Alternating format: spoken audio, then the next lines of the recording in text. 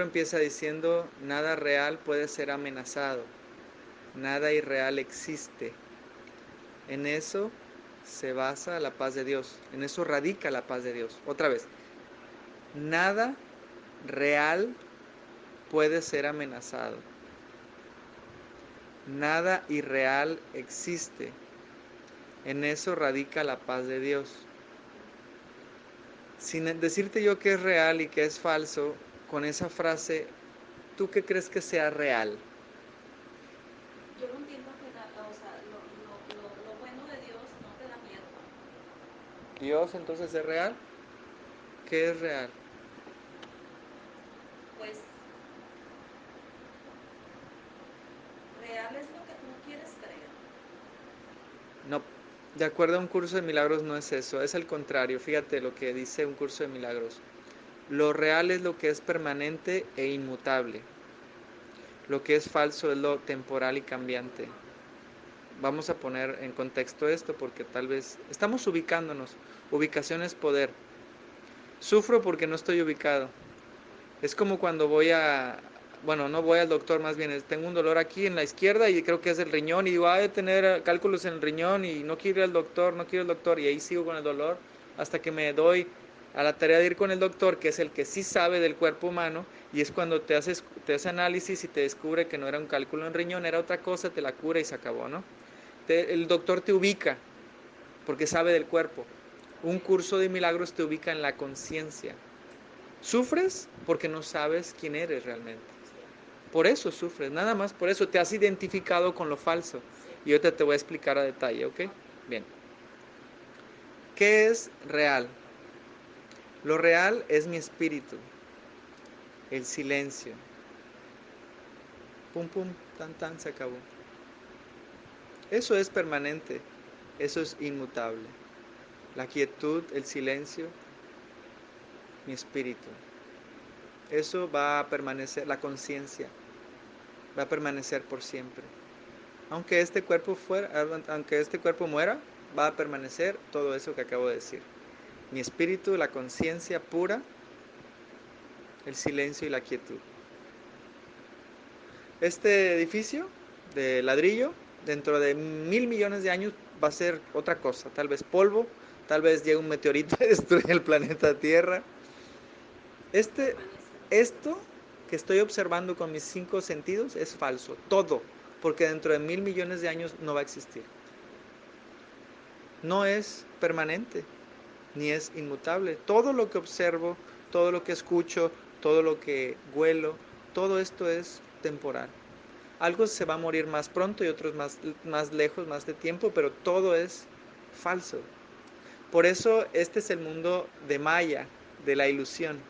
Porque creemos que porque se siente real, Es. es real, pero no es real. ¿Por qué? Porque no es permanente.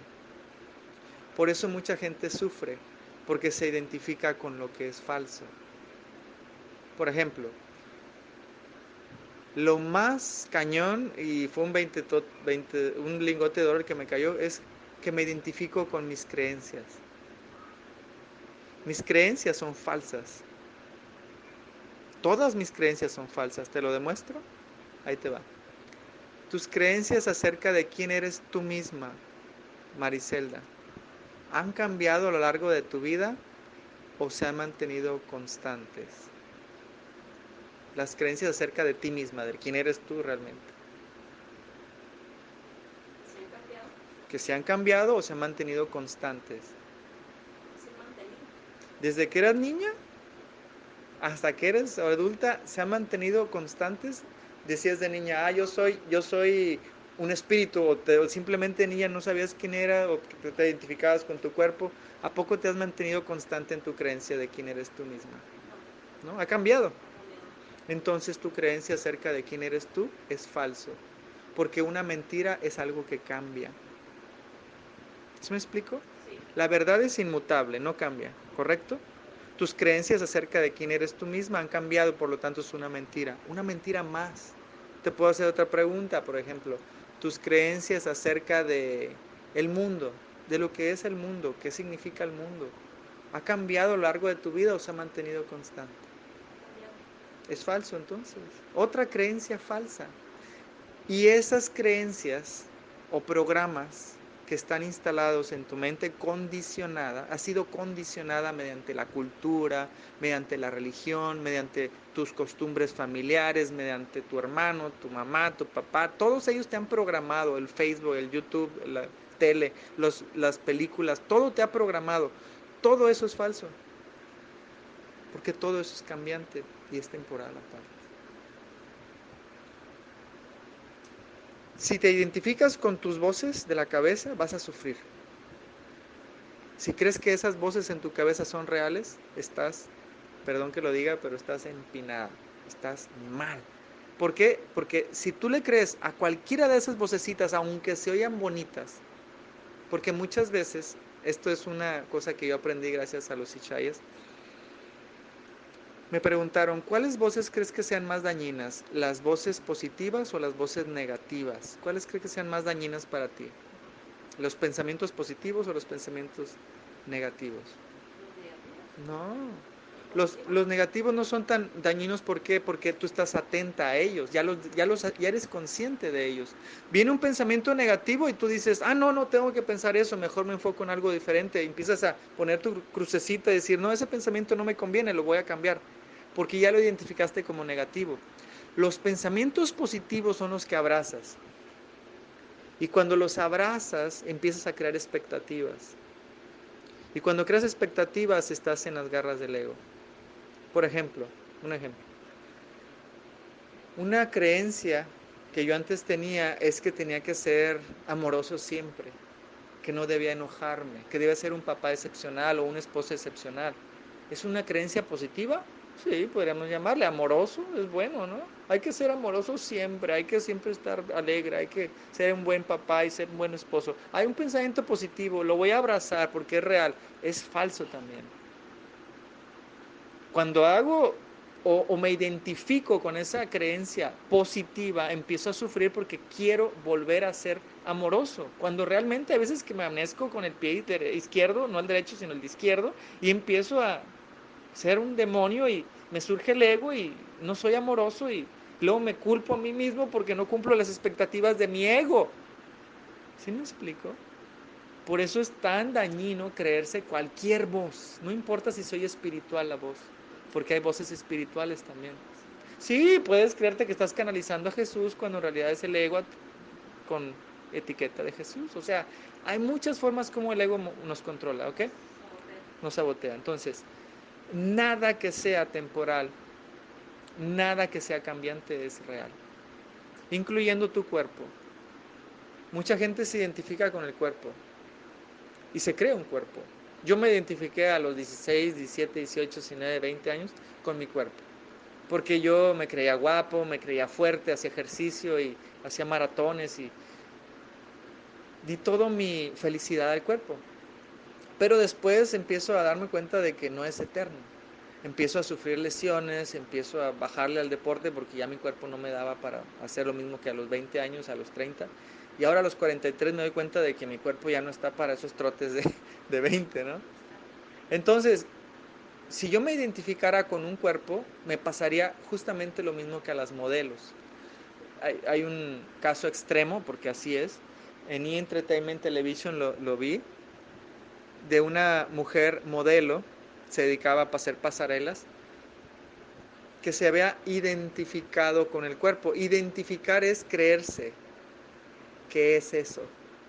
Se cree un cuerpo. Entonces la mujer se había identificado tanto con el cuerpo que cuando sufrió un accidente automovilístico y se rompió la nariz y se vio el rostro lleno de sangre con la nariz toda destrozada en el espejo, decidió matarse con pastillas llegando a la casa. Entonces cuando se mata, ahí nos damos cuenta de que ella se creía un cuerpo, porque dijo, sin mi cuerpo bello, sin mi cara hermosa, ya no soy nadie. ¿Sí me explico? Igualmente cuando te identificas con un rol, ay, soy esposo, ay, soy esposa. Y cuando te divorcias, ya no soy nadie. O soy mamá. Y si los hijos se van, Y se va y ya no eres nadie. no soy nadie, porque Ahora me qué voy a hacer. identifiqué con el rol de mamá. ¿Sí me explico? El nido vacío. Y me caigo en depresión y todo ese rollo. ¿Por qué? Porque me identifico con un falso yo. Yo no soy un rol, yo no soy un cuerpo, yo no soy un pensamiento. ¿Qué soy? Un espíritu, silencio y quietud, paz absoluta, son los atributos del espíritu. Cuando yo hago meditación, cuando yo voy al silencio, cuando yo me encuentro con ese instante santo, que es la quietud, y me reconozco como algo que es atemporal, que nunca ha nacido, que jamás morirá, en ese instante santo yo me identifico con lo único real que jamás podrá ser amenazado. Y ahí empiezo con lo mismo que dijimos al principio. El curso de milagros empieza diciendo nada real puede ser amenazado. Pero si te identificas con lo falso, si te crees que eres un cuerpo, si tú te crees que eres un pensamiento o si te crees un costal de emociones heredados por papá y mamá, estás empinado, estás en las garras del ego. En un curso de milagros no hablan sobre las emociones, pero me gustaría entrar un poquito a las emociones porque también soy terapeuta gestal y es importante que sepamos manejar las emociones. Las emociones solo son energía moviéndose a través del sistema nervioso. Las emociones son la respuesta del cuerpo a las voces de mi mente. Otra vez, las emociones es la respuesta del cuerpo a las voces de mi mente. Cuando empiezo a reprimir emociones es cuando empiezo a somatizarlas. No hay nada más contra natura, más nada antinatural que reprimir una emoción. Lo único que necesito hacer para tener inteligencia emocional es empezar a darme permiso de sentir sin hacer historias. ¿Por qué sin hacer historias? Porque si yo estoy triste un día y empiezo a cuestionarme por qué estoy triste, empiezo a hacer historias que me enganchan con la emoción de la tristeza, que después me puede llevar a enojo porque no salgo de la tristeza, y luego me entro al miedo que me va a dar una enfermedad, entonces no salgo del círculo vicioso. Lo que hay que hacer con las emociones es, si no sabes expresar tus emociones de forma constructiva, pide ayuda a un terapeuta. Los terapeutas lo que hacemos es simplemente enseñarte técnicas para que tú puedas expresar tus emociones nuevamente como lo hacías de niña, libremente, sin enjuiciar las emociones. De hecho, la inteligencia emocional me la describió mi maestro simplemente como darme permiso de sentir en su momento. O sea, en su momento significa cuando la siento. Si tengo miedo, expresa tu miedo. Si tengo enojo, expresa tu enojo. Si tengo tristeza, expresa tu tristeza, pero observándote. Cuando uno experimenta una emoción y la observa, es muy diferente a que si la expreso enganchándome. Te explico una opción y la otra para que te quede más claro. Cuando yo recién me casé, y no era terapeuta, cuando recién me casé, yo simplemente no sabía nada de esto y era un ignorante, lo que hacía era simplemente dejarme llevar por la emoción. Si yo en algún momento me enojé con mi esposa, era para enojarme un buen rato, no era un día, 2 días, sino hasta una semana nos peleábamos y nos seguíamos peleando y nunca llegué a observar la emoción. ¿Por qué? Porque yo me creía la emoción. Es más, me creía las voces de mi mente. Más que la emoción, me creía las voces de mi mente. Porque antes de la emoción surge un pensamiento que detona una emoción. Siempre el origen es un pensamiento. Yo le hacía caso a mi voz que me decía, no la perdones, sigue siendo orgulloso, que se chingue, todos esos pensamientos feos que tiene el ego. ¿Y qué crees? Eso producía emociones. Entonces yo me metía a emociones que después me arrepentía y luego pedía perdón, pero después no sabía volver a comandar mi ego, que me volvía a controlar y me metí otra vez a ese círculo vicioso de culpa, miedo y autocastigo, culpa, miedo y autocastigo, culpa, miedo y autocastigo, culpa, miedo y autocastigo. Ataque, culpa, miedo y autocastigo, ataque, culpa, miedo y autocastigo. Y no sabía salir de ese loop o de ese círculo vicioso.